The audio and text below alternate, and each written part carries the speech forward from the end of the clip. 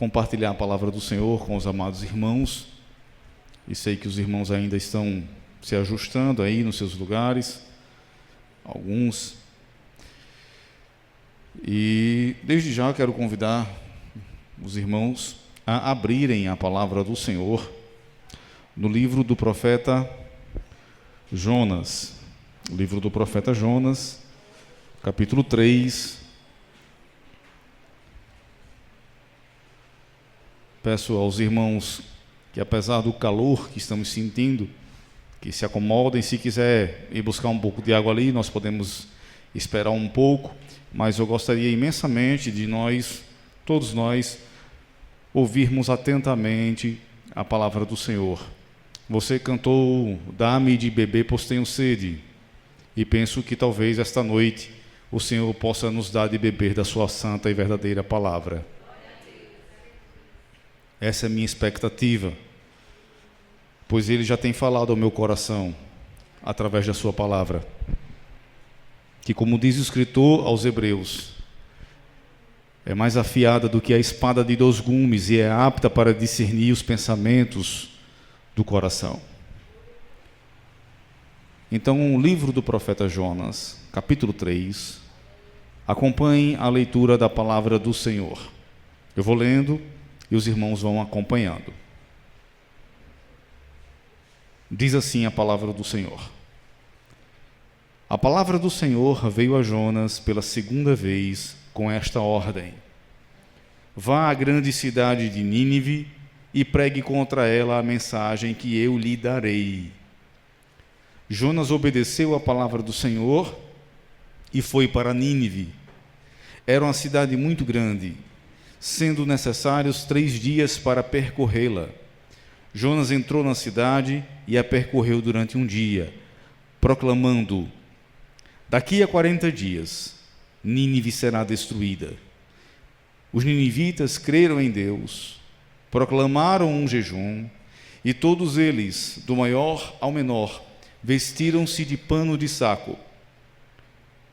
Quando as notícias chegaram ao rei de Nínive, ele se levantou do trono, tirou o manto real, vestiu-se de pano de saco e sentou-se sobre cinza. Então fez uma proclamação em Nínive: por decreto do rei e de seus nobres, não é permitido a nenhum homem ou animal, bois ou ovelhas, provar coisa alguma. Não comam nem bebam. Cubram-se de pano de saco, homens e animais, e todos clamem a Deus com todas as suas forças. Deixem os seus maus caminhos e a violência. Talvez Deus se arrependa e abandone a sua ira, e não sejamos destruídos. Tendo em vista o que eles fizeram e como abandonaram os seus maus caminhos, Deus se arrependeu e não os destruiu como tinha ameaçado. Até aqui. Feche seus olhos e vamos orar.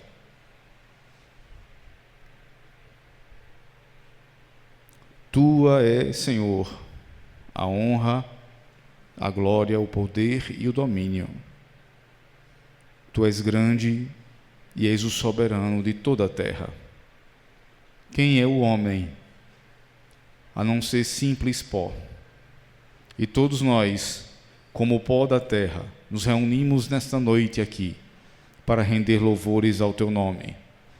Não que o Senhor precise do nosso louvor, não que possamos acrescentar alguma coisa com a nossa adoração, mas porque o nosso coração palpita por te adorar, porque o nosso espírito anseia por bendizer o teu nome.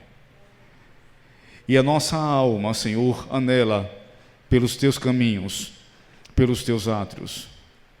O pardal encontrou a sua casa, a andorinha um ninho para si. Eu encontrei os teus altares, Senhor meu e Deus meu.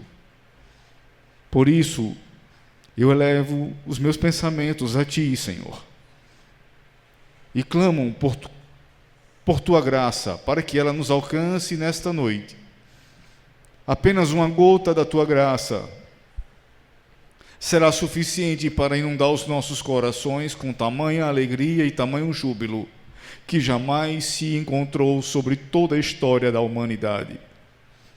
Visite-nos, pois estamos ansiosos por ti, ó amado de minha alma. Doces e belas são as tuas palavras, Senhor. Como eu amo a tua lei, pois é a lâmpada para os meus pés e luz para o meu caminho. Eu prefiro habitar um dia na tua casa do que 1000 em outros lugares. Prefiro estar à porta da casa do meu Deus a habitar na tenda da condenação. Eu te amo, meu Senhor, porque inclinaste os teus ouvidos para mim. Eu te amo, Senhor, porque quando estava perdido, quando estava cercado por dor e sofrimento, quando os meus olhos não conseguiam enxergar, o Senhor soprou sobre mim o seu fôlego de vida e fez a sua luz resplandecer. Estava morto em meu delito e em meu pecado, mas a tua graça me atraiu até ti.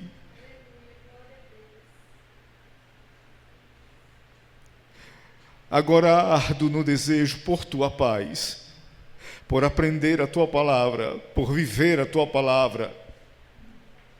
E quero dedicar todos os dias de minha vida ao louvor do teu nome, porque não há sentido, Senhor, noutra coisa, a não ser bendizer o teu nome. Por isso, bendigam ao Senhor todos os habitantes da terra. Sim, bendigam o seu santo nome, pois ele é bom e é misericordioso.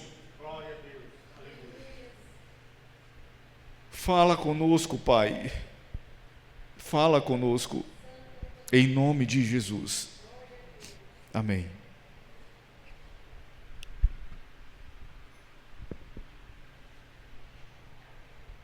Amados irmãos, até aqui nós temos visto como a palavra do Senhor veio ao profeta Jonas, mas ele, devido à amargura e preconceito contra os ninivitas, fugiu da presença do Senhor.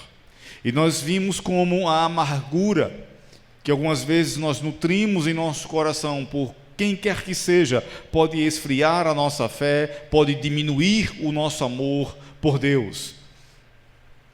E na ocasião eu ensinei para vocês que é importante que nós nos desapeguemos desses sentimentos de amargura, desses preconceitos que nós temos, para amar a todos, para pregar a palavra do Senhor a todos, a quem quer que seja, indistintamente, pois não há maior prova de amor do que anunciar o Evangelho. Nós podemos fornecer alimento para alguém que esteja necessitado, nós podemos orar por aqueles que estão enfermos, mas anunciar as boas novas de salvação, penso que é a maior prova de amor. E quando é feita com dedicação, com paciência, com alegria e singeleza de coração, é uma grande demonstração do próprio amor de Deus, pois as boas novas foram anunciadas por Jesus. Jesus não desceu do céu para curar os enfermos, para ressuscitar mortos, mas para anunciar as boas novas de salvação, para cumprir as boas novas de salvação. Vimos também como a fuga do profeta trouxe o caos e tempestade para ele mesmo e para os companheiros, os marinheiros que estavam naquele navio.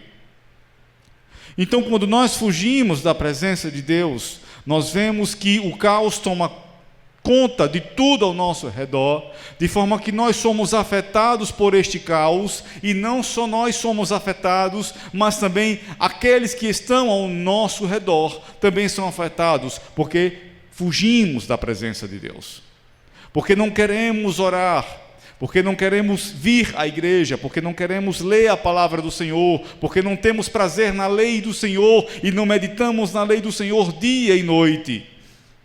Todos nós já sabemos da grande importância de que é estarmos juntos, unidos na presença do Senhor. Mas me parece que forças espirituais lutam com todas as suas garras, com todos os seus dentes, para arrancarem os eleitos da presença do Senhor. E me parece muito apropriado recordarmos do versículo que o Senhor Jesus disse: se aqueles dias não fossem abreviados, até os eleitos se perderiam. E penso que talvez nós estejamos vivendo este momento, de que o Senhor está abreviando estes dias para que a sua igreja não se perca, porque muitos já abandonaram o caminho da fé. Como os marinheiros pagãos demonstraram mais amor e fé do que o profeta do Senhor, pois ele estava tomado pela amargura. Vimos também isso, como aqueles marinheiros pagãos acabaram demonstrando maior fé e maior amor e maior empatia do que o profeta do Senhor. E talvez a igreja de Cristo esteja vivendo de alguma forma este momento de apatia, de não interesse pela vida do outro, pela alma que perece. E nós estamos sendo despertados nesse instante, penso eu, para podermos amar não só uns aos outros, mas amar as vidas que estão perecendo lá fora, carecendo da palavra de Deus, carecendo das nossas orações, carecendo do nosso bom exemplo. Carecendo do nosso bom exemplo. Eu penso que está cada vez mais difícil avançarmos na fé, porque nós estamos tendo que tratar crentes que já estão no caminho há um bom tempo. Em vez de termos de gastar o nosso tempo, os nossos esforços, de empreitar novos esforços na salvação de outras almas, nós temos que estar cuidando de crentes que já estão há 5, 10, 15 anos na igreja e mesmo assim não conseguem se firmar. E isso, irmãos, em certa medida, acaba atrasando a obra de Deus, pois nós deveríamos estar pregando muito mais para os perdidos do que para aqueles que já foram encontrados. Nós vimos também como ele foi lançado ao mar para morrer por sua própria desobediência. Ao tentar fugir da presença de Deus, o caminho que Jonas traça, o caminho que ele escolhe, é um caminho de desobediência, e a consequência é a morte. Era inevitável a morte para o profeta, pois ele havia se afastado da presença de Deus. Mas vimos também como Deus providenciou um escape para ele, enviando um grande peixe, e este peixe o engoliu. Vimos como, em meio à sua desobediência, Deus acabou providenciando um escape para que ele não fosse morto pelo mar revolto, para que ele não sucumbisse nas profundezas das águas. Mas Deus o tirou das profundezas do mar, através do seu peixe, e fez com que o seu peixe o vomitasse na praia. Vimos também como Deus, por sua infinita bondade e graça, salvou o profeta do seu mau caminho, assim como ele salva a mim e a você dos nossos maus caminhos, das nossas más escolhas. Deus salva a mim e a você das nossas escolhas infrutíferas. E aqui nesse texto que nós acabamos de ler, nós temos algumas coisas que penso podem ser muito importantes para as nossas vidas. Uma coisa que tem que ficar muito clara nesse instante e que devemos compreender é que a disputa de Jonas contra os ninivitas acabou se tornando uma disputa de Jonas contra Deus. Veja, o profeta, ele foi criado nos caminhos do Senhor, ele foi ensinado na palavra de Deus, a palavra do Senhor vinha até o profeta e ele proferia essa profecia. Nós vimos como, inclusive, Deus usou Jonas para trazer um avivamento sobre o reino de Israel, que estava em grande apostasia, e ali naquele instante, almas se voltaram para o Senhor, houve um avivamento. Então Jonas é um homem dedicado a Deus. Nós não podemos concluir que Jonas é uma pessoa má e perversa por natureza, um ímpio. Não, ele é um homem de Deus. Tal qual você é mulher de Deus, tal qual você é homem de Deus. Ele era homem de oração, que buscava o Senhor. Quando Israel caiu em apostasia, Jonas se dedicou para que o altar do Senhor fosse reedificado, que o culto ao Senhor fosse mais uma vez promovido em Israel. Mas por conta da sua amargura contra os ninivitas, essa amargura agora implantada no seu coração acaba causando uma disputa de Jonas contra Deus. Não de Jonas contra os ninivitas, mas de Jonas contra o próprio Deus. O verso 1 diz: a palavra do Senhor veio a Jonas pela segunda vez. A palavra veio até Jonas porque Deus tem planos tanto para Jonas quanto para os ninivitas. Assim, podemos ver como Deus é misericordioso e gracioso, pois não abandonou o profeta quando ele empreitou fugir de sua presença. Tampouco mudou seus propósitos de salvação para os terríveis pecadores de Nínive. A palavra do Senhor veio mais uma vez como uma nova oportunidade para o profeta. Deus não o abandonou quando ele tentou fugir de sua presença, pois ele não nos abandona quando caímos, quando tropeçamos, quando estamos fracos, quando estamos frágeis na fé, quando pensamos que estamos a ponto de naufragar. Ele não nos abandona, porque se ele nos abandonasse, irmãos, nós já teríamos sucumbido. A boa mão do Senhor sempre está conosco. Isto não quer dizer que mar revolto não acontecerá, que tempestades não virão, que vendavais não sobrevirão sobre as nossas vidas. Isto quer dizer que a mão do Senhor estará sobre nós, que Ele não nos abandona, que o seu amor não falha. Veio uma segunda vez, porque Jonas não obedeceu da primeira vez. É dito, a palavra do Senhor veio a Jonas pela segunda vez, porque ele não havia obedecido da primeira vez. Tal qual eu e você, muitas vezes não obedecemos a palavra do Senhor, que brada no seu coração, que fala nos seus ouvidos: ame ao Senhor de todo o seu coração, devote ao Senhor com todo o seu entendimento, buscai enquanto se pode achar, invocai-o enquanto está perto. Esta palavra vem aos nossos ouvidos, vem ao nosso coração, e muitas vezes nós não damos ouvidos da primeira vez, então ela vem mais uma segunda vez, e ela vem uma segunda vez de uma forma especial, porque Jonas já havia passado por todo o processo de quebrantamento que Deus havia determinado para ele, e que bom que ele passou por este momento de quebrantamento.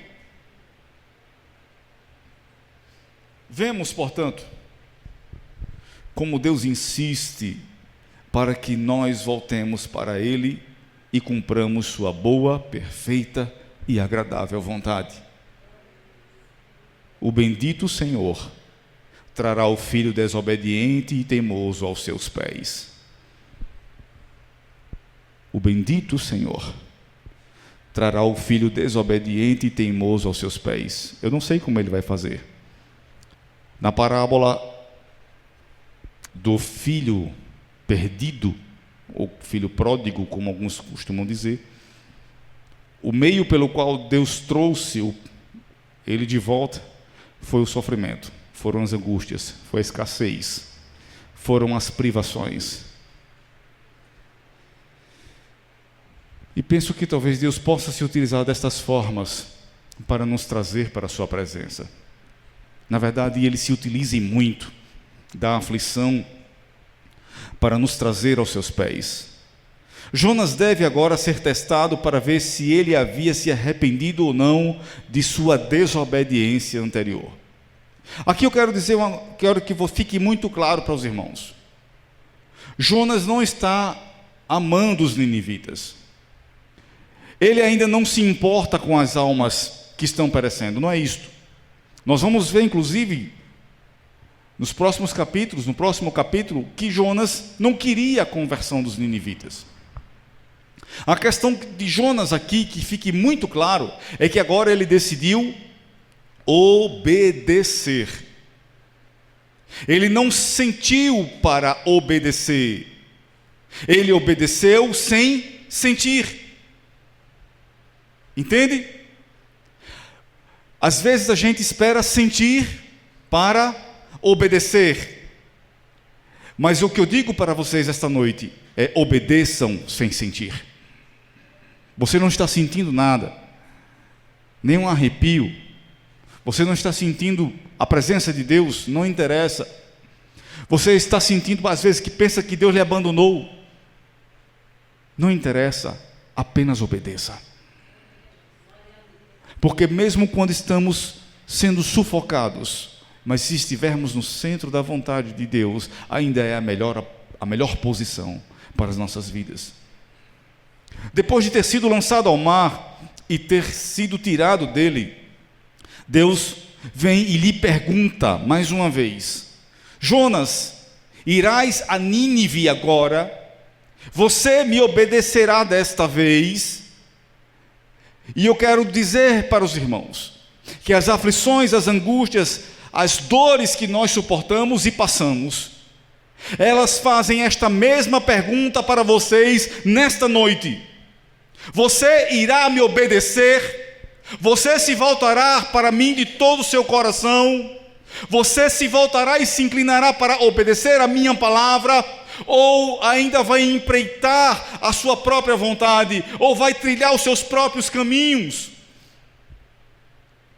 Observe que quando Deus nos aflige e nos tira da aflição, devemos ouvir a sua voz, nos dizendo: agora volte para os seus deveres, que antes você negligenciou, e para os quais, por estas providências, você foi chamado.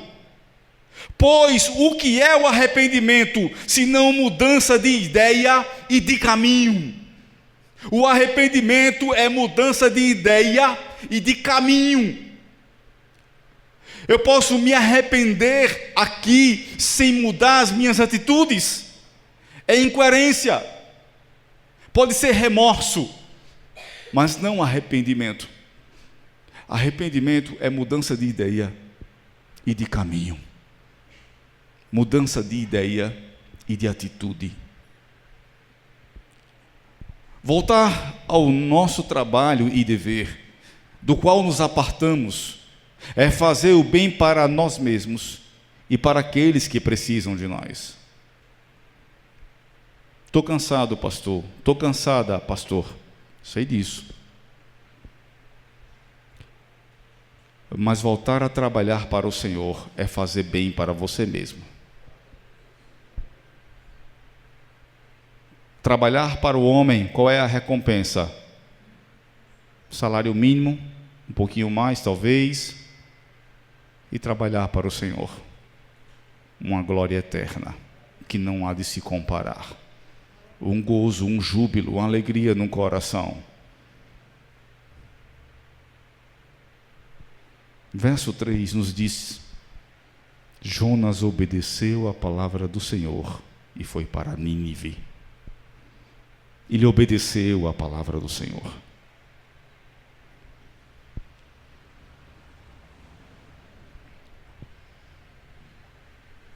Vejam o poder da graça divina operando com e durante a aflição. Porque, do contrário, a aflição por si só afastaria os homens de Deus, em vez de trazê-los a Ele. É muito comum pessoas, em meio à aflição, duvidarem da existência de Deus, duvidarem da bondade de Deus, mas a providência divina faz com que esta aflição nos traga de volta para o Senhor e não nos afaste de sua presença. E isso, irmãos, consiste numa grande graça da parte de Deus.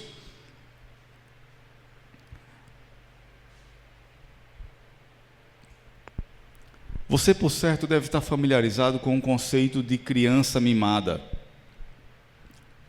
E eu pergunto para você, o que é uma criança mimada, se não uma criança que tem todos os seus gostos atendidos, todas as suas vontades satisfeitas,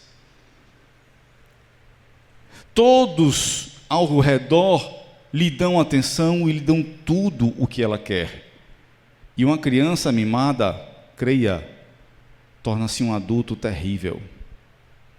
E Deus não tem filhos mimados. Deus não tem filhos mimados.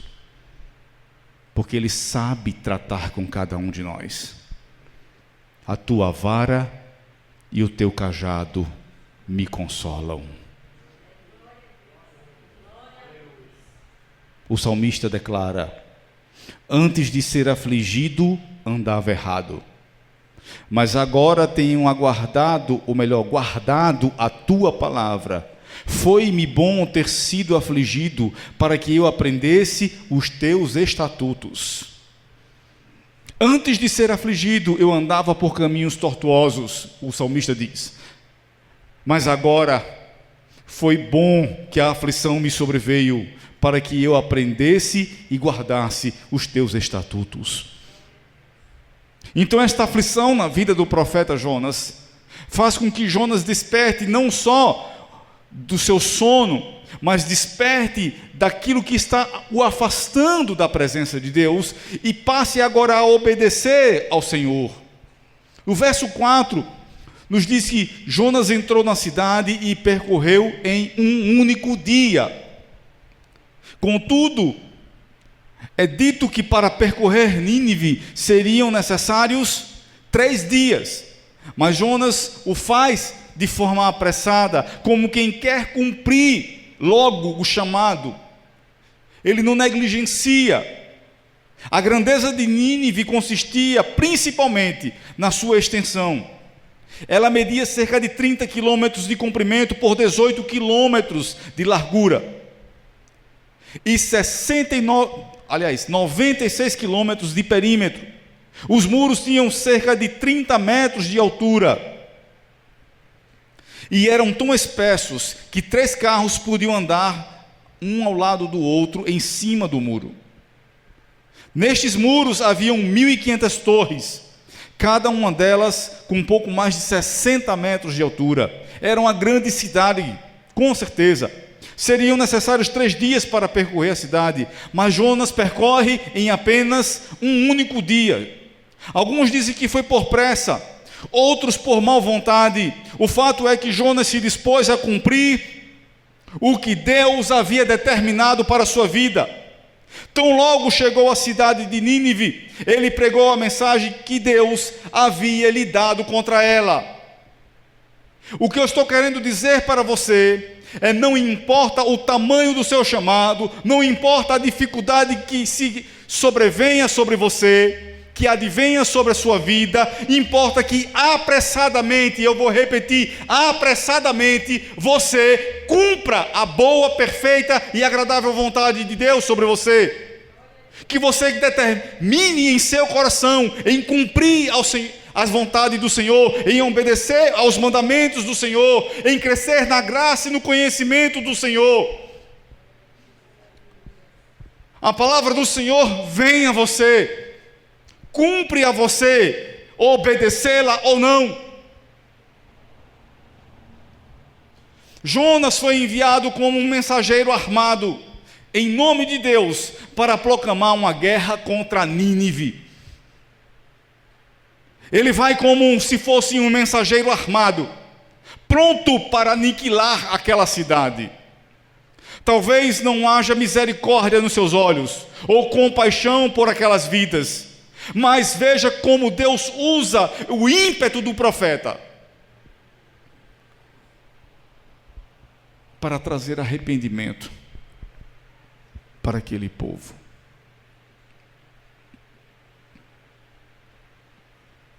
Deixe-me dizer algo para você ainda essa noite. Perceba como o que é pregado a nós, entenda isso aqui, por favor. O que é pregado a nós também é pregado contra nós. Pois se não dermos ouvidos à palavra do Senhor, haverá juízo e indignação. Mas haverá vida em abundância para aqueles que atenderem à repreensão do Senhor. Não se enganem, de Deus não se escarnece. Você pode brincar comigo, com qualquer outra pessoa, mas não brinque com o Senhor. Quem pode dizer anedotas contra o nome do Senhor? Quem pode entrar altivo diante da sua presença? Ele é Rei dos Reis.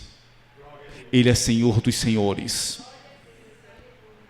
Na sua presença, santos anjos cobrem os rostos, escondem os seus pés e clamam dia e noite: Santo, Santo, Santo é o Senhor dos exércitos, e toda a terra está cheia da sua glória. Como, porém, você pensa que pode entrar na presença do Senhor dos exércitos de outra forma? Não é porque o véu do templo foi rasgado de alto a baixo que nós podemos entrar de qualquer forma nos santos dos santos. Para entrar no santo dos santos, ainda se exige santidade, ainda se exige obediência, ainda se exige devoção ao Senhor. Jonas recebe a mensagem, e é a mesma mensagem para pregar. Deus não altera a mensagem para satisfazer o profeta, mas ordena que a mensagem seja pregada entre os ninivitas. Vá e pregue a mensagem que eu lhe darei. E ele prega a mensagem que o Senhor lhe deu. Note que a palavra de Deus é uma coisa inalterável. Ela não se curvará diante dos caprichos de ninguém, seja dos seus pregadores, seja dos seus ouvintes, pois quem tem ouvidos para ouvir, ouça. Quem tem ouvidos para ouvir, ouça. É a palavra do Senhor. Ela não deve se dobrar diante de homem algum. Ela não deve ser transformada, gourmetizada para o propósito de ninguém, para agradar os ouvidos de ninguém. Ela é a espada que corta a nossa alma, que divide o nosso coração, que dilacera a mão que faz pecar e o pé que se inclina para o caminho pecaminoso, que arranca os olhos do pecado. Esta é a palavra do nosso Deus, e ela não será alterada para satisfazer ninguém. Ainda que militem contra a palavra de Deus, ela permanecerá para sempre. Os ninivitas creram em Deus, proclamaram um jejum, e todos eles, do maior ao menor, vestiram pano de saco. A graça divina atuando no arrependimento e na correção de Nínive é o que nós temos aqui. Os homens de Nínive se levantarão no juízo contra esta geração e a condenarão, são as palavras do Senhor Jesus, pois eles se arrependeram com a pregação de Jonas, e agora aqui está maior, aquele que é maior do que Jonas, e no meio da igreja, não aqui no púlpito, mas no meio da igreja, está aquele que é maior do que Jonas. E se isto não for motivo suficiente para alegrar o seu coração, de que ele passeia no meio da igreja, como ele diz: eu passeio entre os candelabros de fogo, eu conheço as suas obras, eu vejo você. Foi dito aqui, né? O Deus que me vê. E Ele vê por dentro e por fora. O mesmo que diz: não temas, eu sou contigo. Não te assombres, pois sou o teu Deus. Eu te ajudo e te esforço com a minha destra fiel. Está aqui entre nós. Jonas fez apenas uma ameaça de ira e destruição. Não é dito que ele lhes tenha feito qualquer chamado ao arrependimento, ou quaisquer incentivos para esperarem achar misericórdia caso se arrependessem. Ele não diz, olha, se arrependam, talvez Deus perdoe vocês. Esta não é a mensagem de Jonas. Mesmo assim, eles se arrependeram. Agora Israel, contudo, persistia na impenitência.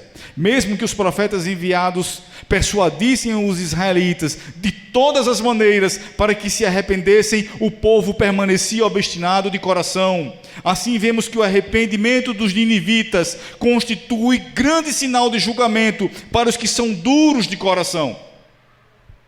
Aquela geração ouviu palavras de destruição e se arrependeu, chorou, vestiu pano de saco, se desviou dos seus maus caminhos, jejuaram na presença de Deus. Foi proclamado um jejum, um decreto de jejum. Não houve decreto de carnaval, não houve decreto de feriado, não houve decreto de dia, qualquer outro dia, mas houve um decreto de jejum. Busquem ao Senhor, ninguém coma, voltem-se para o Senhor, vistam um pano de saco, joguem cinzas sobre si, vistam as vestes de humilhação. Talvez Deus se arrependa dos seus pecados e lhe perdoe. Você pensa que pode fazer o que quer fazer, andar os seus maus caminhos,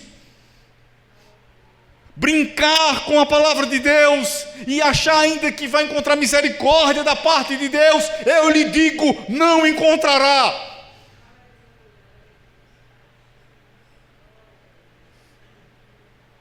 Deus é misericordioso, irmãos. Disso eu não tenho dúvida. Mas sua misericórdia tem limite.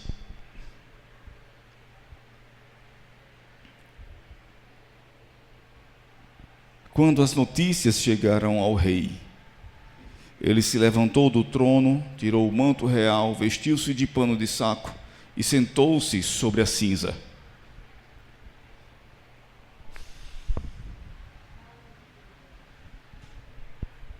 Um relato da sua mensagem é levado ao rei de Nínive, não por meio de uma informação contra Jonas. Talvez alguém poderia chegar diante do rei e dizer, olha, tem um perturbador aí que está tirando a paz do povo. Não lhe anunciam como um perturbador, para que pudesse ser silenciado e castigado, o que talvez teria sido feito se ele tivesse clamado assim nas ruas de Jerusalém. Nas ruas ímpias de Nínive houve arrependimento. Naquele povo perverso, que a maldade havia subido até a presença do Senhor, quando a mensagem foi proclamada, houve arrependimento. Mas entre Jerusalém, nos muros de Jerusalém, o Senhor Jesus faz um clamor contra a cidade de Jerusalém e diz, Jerusalém, Jerusalém, que mata os seus profetas, quantas vezes vos quis reunir debaixo de minhas asas.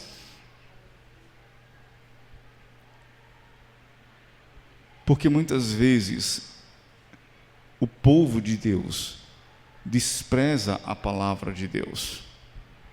E aqueles que não são de Deus podem encontrar arrependimento sincero ao ouvirem a palavra de Deus. O próprio rei não se importou em vestir roupa de um penitente. Você está entendendo o que está acontecendo aqui? O rei de Nínive era rei de outros reis. Era um rei importante. E agora, quando a palavra do Senhor chega até ele, ele não se importa em vestir roupa de um penitente. Ele veste pano de saco, ele jejua, ele se cobriu de panos de saco e assentou sobre cinza, em sinal de humilhação pelo pecado e do medo que teve da vingança divina. Pois como nos diz Isaías, a um coração quebrantado e contrito não desprezarás, ó Deus. E ainda nos diz Tiago, Deus resiste aos soberbos, mas dá graça aos humildes. Irmãos, quanta soberba há no meu coração. Eu pergunto ao meu coração, eu tento sondar e esquadrinhar o meu coração, e eu ainda vejo muito orgulho e muita soberba. E busco ao Senhor, tem misericórdia de mim, arrasta esse orgulho do meu coração, esta soberba de dentro de mim, Senhor, para que eu seja manso e humilde como Jesus foi. É o desejo do meu coração, é ser manso e humilde como Jesus. Observe que aqueles que não querem ser destruídos devem se humilhar, e aqueles que não querem destruir as suas almas devem afligi-las. Quando os juízos de Deus nos ameaçam, devemos nos preocupar em nos humilhar debaixo da mão do Todo-Poderoso.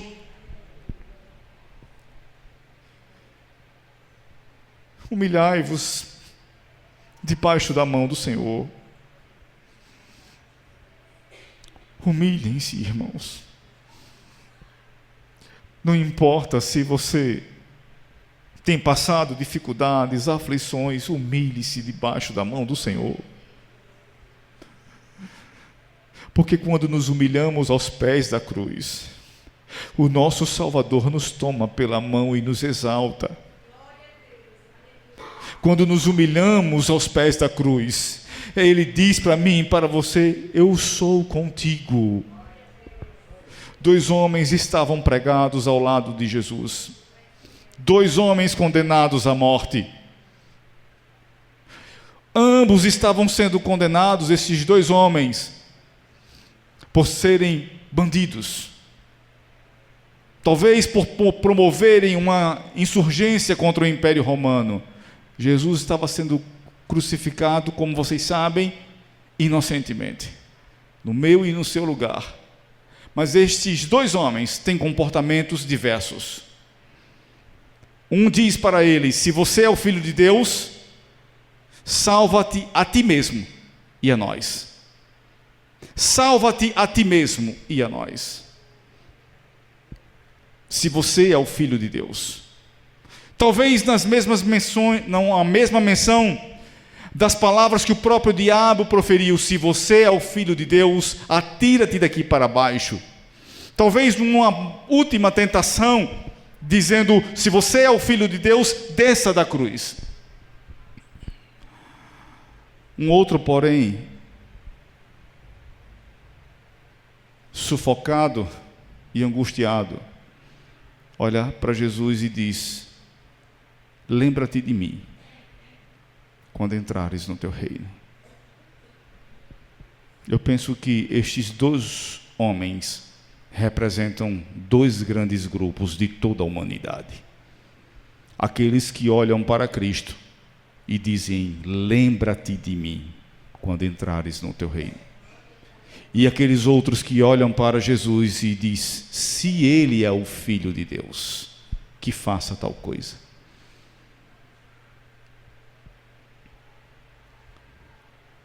Tendo em vista o que eles fizeram e como abandonaram seus maus caminhos, Deus se arrependeu e não os destruiu.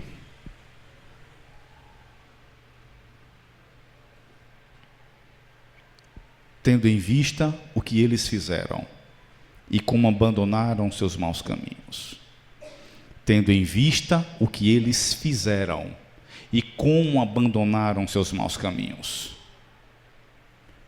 A palavra de destruição foi proferida, o julgamento de Deus estava às portas, provavelmente os anjos já haviam desembainhado a espada para destruir todos aqueles que estavam sobre aquela cidade, mas tendo em vista o que eles fizeram e como abandonaram seus maus caminhos, Deus se arrependeu e não os destruiu. Deus não só ouviu as suas boas obras, as suas boas palavras, pelas quais eles professaram o arrependimento, mas viu as boas obras deles, pelas quais geraram frutos de arrependimento. Ele viu que eles se converteram do seu mau caminho, e isto era o que ele procurava e exigia. O que Deus exige, irmãos, é arrependimento, é contrição, é quebrantamento. O avivamento virá quando nós afligirmos a nossa alma, quando quebrantarmos o nosso coração. Mas enquanto acharmos que somos merecedores dos favores divinos, Deus irá continuar nos resistindo, pois se achar merecedor da bondade de Deus, é expressão de orgulho e soberba. Só encontraram graça aqueles que foram ao trono humildemente, como aquela mulher que chorava aos pés de Jesus e teve os seus pecados perdoados. Ou talvez aquele aleijado que, carregado por seus amigos, chega à presença de Jesus sem a capacidade de se levantar, e Jesus olha para ele e diz: tenha bom ânimo, os seus pecados são perdoados. Ele é aquele que nos perdoa, irmãos. Note que Deus observa cada passo que os pecadores dão em direção à correção, até mesmo aqueles que estão fora do reconhecimento e da observação do mundo. Ele vê quem se converte do seu mau caminho e quem não se converte, e favorece aqueles que o recebem em uma conversão sincera. Deus sonda e conhece todos os corações que há sobre a face da terra. Aqui, nenhum sacrifício da lei mosaica é oferecido a Deus para que houvesse uma expiação pelo pecado. Em Israel, quando havia alguma expiação pelo pecado, imolava-se um cordeiro, ou talvez um bezerro, ou a depender um outro tipo de animal. Mas aqui, irmãos, é extraordinário perceber que não houve derramamento de sangue. E a Escritura é clara que sem derramamento de sangue não há perdão de pecados. Aqui, a graça que os alcança, o sacrifício que os alcançou, foi o mesmo sacrifício que Cristo Jesus conquistou naquela cruz, quando ele bradou: está consumado. Porque em Cristo se aperfeiçoam tanto o passado quanto o presente e futuro. Em Cristo converge a graça de Deus, tanto para aqueles que viveram antes, como aqueles que virão depois. O sacrifício de Jesus é perfeito. Por isso a Escritura nos diz que Ele é o Cordeiro morto antes da fundação do mundo.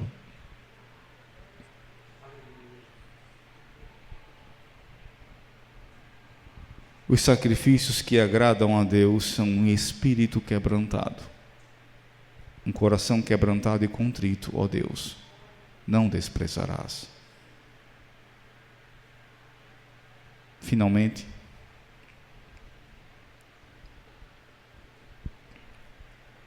para encerrarmos, eu quero trazer alguns aspectos práticos que nós podemos aprender aqui. O primeiro deles é a desobediência inicial e suas consequências. Jonas foge de sua missão, causando problemas não só para si, mas também para os outros. Pergunte-se se você está evitando responsabilidades espirituais. Pergunte-se a si mesmo se você tem evitado responsabilidades espirituais. Identifique áreas em sua vida que precisam de mudança e tome uma atitude concreta para voltar ao caminho certo. É você que tem que identificar suas responsabilidades espirituais.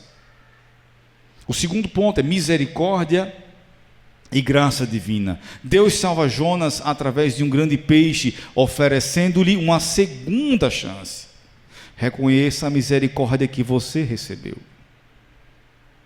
Pratique a graça dando uma segunda chance a quem falhou com você. Você foi perdoado. Deus lhe concede outra chance. E você tem que perdoar e conceder uma outra chance àqueles que lhe ofenderam. A nova missão de Jonas é o que nós temos aqui. Deus reafirma o seu chamado. Deus reafirma o seu chamado. Uma aplicação a respeito disso é: ore por clareza sobre o seu propósito. Envolva-se em serviços ou atividades na igreja que possam precisar da sua ajuda, pois na casa do Senhor há trabalho para todos. Roguem para que o Senhor envie mais ceifeiros para a sua seara. Há trabalho para todos.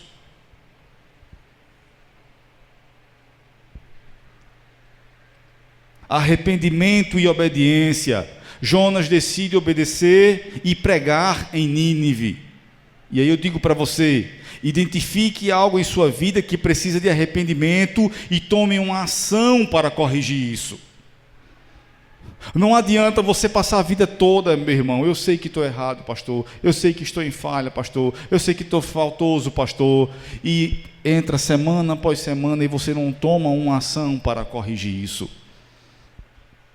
Se você decidir em seu coração, se você buscar isso, você receberá graça da parte de Deus e favor do Senhor para atingir esse santo propósito. Busque a santificação. Deus irá lhe conceder. Deus irá trabalhar na sua vida para que a sua boa, perfeita e agradável vontade se aperfeiçoem. Os ninivitas se arrependeram e foram poupados.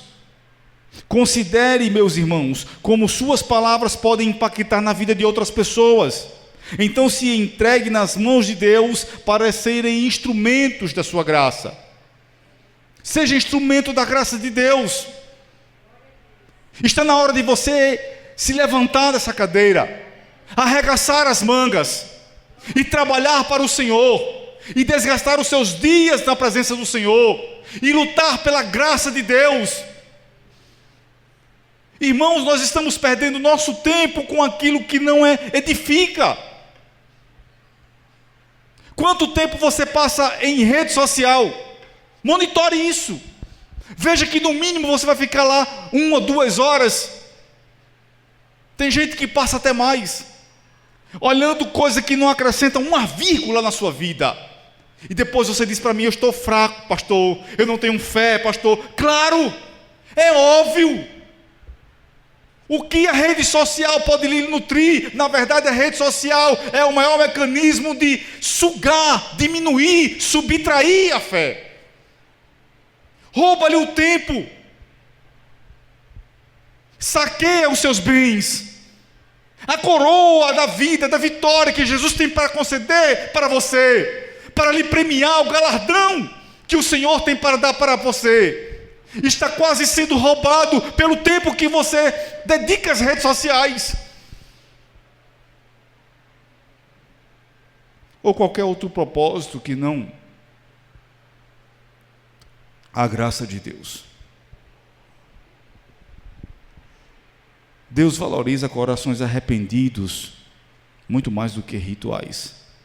Pratique a humildade servindo aos outros. A grandeza é encontrada em se colocar à disposição daqueles que precisam. Coloque-se à disposição daqueles que precisam de você. Deixa eu te usar para curar. Deixa eu te usar. Enquanto eu te uso, eu cuido de tudo que te faz chorar. Coloque-se nas mãos do Senhor como instrumento. Enquanto você trabalha para papai, papai lhe cura. Enquanto você trabalha para papai, papai lhe ajuda. Enquanto você trabalha para papai, ele toma você pela mão. Ele cuida de você. Cuide das coisas de Deus e Deus cuidará de você e das suas coisas. O poder da palavra de Deus, a mensagem que Deus transmite tem um grande poder. Assim, comprometa-se em ler a Bíblia diariamente e a compartilhar o que você aprendeu com outras pessoas. Comprometa-se com isso. Eu não estou mandando você ler várias horas. Pode ser alguns poucos minutos, mas tem que ser todos os dias. Todos os dias. Pai, eu te louvo, Senhor, porque o Senhor é misericordioso, porque o Senhor é bondoso, porque o Senhor nos chama ao arrependimento, porque o Senhor nos confronta com os nossos próprios pecados, com as nossas próprias faltas. Um coração contrito e quebrantado, tu não desprezarás, ó Deus. E se o Senhor não encontra esse coração contrito e quebrantado em nossas vidas, produza este coração contrito e quebrantado. Envie tempestades, envie peixes, envie mar revolto, envie aflições, mas que o nosso coração seja humilde e quebrantado diante da presença do Senhor. Não importa os mecanismos que o Senhor irá se utilizar para produzir em nós mesmos uma devoção santa para Ti. Estou crucificado com Cristo. Eu gemo naquela cruz. Eu sofro naquela cruz. Eu sangro naquela cruz. Não vivo mais eu, mas Cristo vive em mim. A vida que vivo agora, vivo-a pela fé no Filho de Deus, o qual me amou e a si mesmo se entregou. Eu te amo, meu Senhor, minha rocha, meu libertador. Eu te amo porque tu me amaste primeiro. Eu te amo porque tu me deste a vida e vida abundante. Eu te amo porque tu és belo e és maravilhoso. Eu te amo, Senhor, porque tu me amaste primeiro.